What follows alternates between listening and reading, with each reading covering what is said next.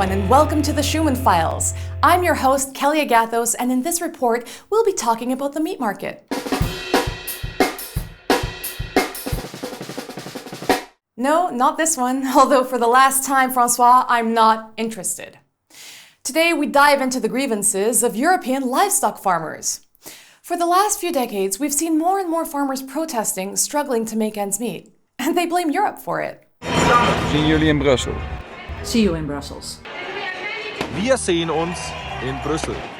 For instance, this activist body called the Farmers' Defense Force. And if you feel like the name is imposing, just wait until you see their logo.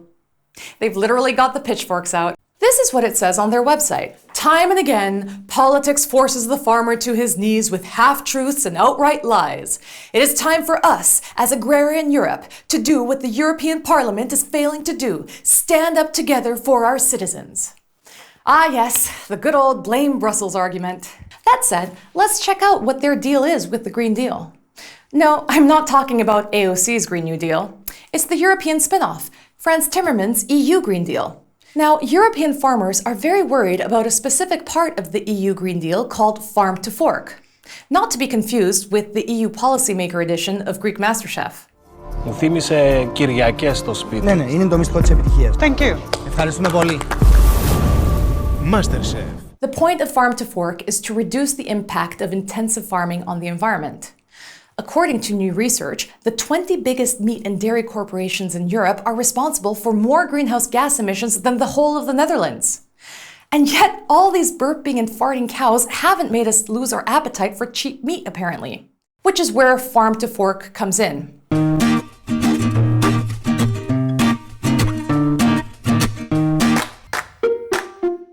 Thanks for explaining with animations, European Commission. At least you know that we need pictures to understand. So why has this lovely, idealistic farm-to-fork vision created such huge backlash from big lobbies such as Copa Cogeca, the biggest and most powerful farmers' lobby in all of Europe? For 60 years, these lobbyists have been pulling the strings of decision makers. And Copa Cogeca has had beef with farm-to-fork from the very start. Together with other agricultural organizations, they have been digging up reports and paying scientists to explore the potential negative impact of farm to fork on their sector.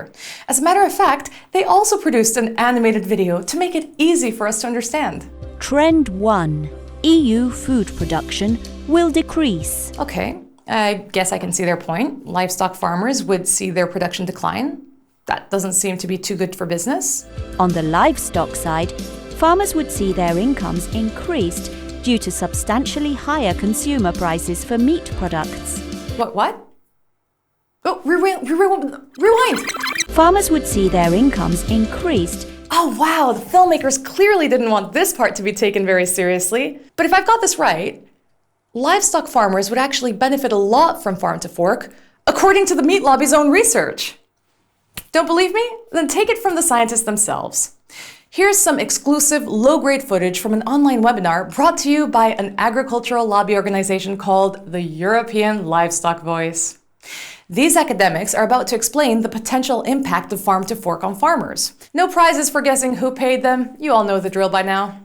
Joining them is Member of European Parliament Ann Sander, who's allegedly committed to helping farmers. And this next bit is pretty interesting. Farm income in total, if we have the complete measure, are really increasing by something like roughly 30%. Hey, Ann Sander, where are you? Don't you want to know what would be best for the farmers? Classic Zoom fail, but don't worry, I know what it takes to explain complex EU policy. So, what did Henning say, kids? Well, following the farm-to-fork vision, livestock production has to go down. And when supply goes down, prices go up, and grown-ups need to pay more money for the meat we eat. Why would anyone want to do that, kids? Well, making food also has a cost for the environment, and farmers should be able to earn a decent living, especially when they are making their farming more sustainable. So instead of passing these hidden costs of food production to your generation, grown-ups with high-level policy jobs should make sure agricultural policy is more fair and square right from the start. Isn't economics fun? What do you think, Henning?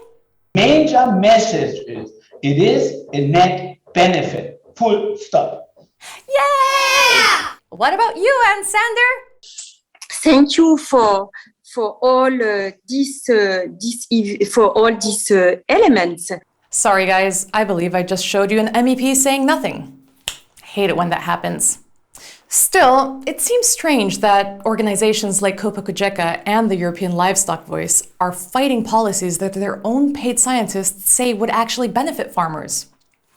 Let's take a closer look at the companies backing the European Livestock Voice. This word soup represents a really big and really rich list of agri-food players, such as animal pharmaceuticals, large slaughterhouse companies, meat trading companies, and the least controversial of them all, the foie gras and fur industries.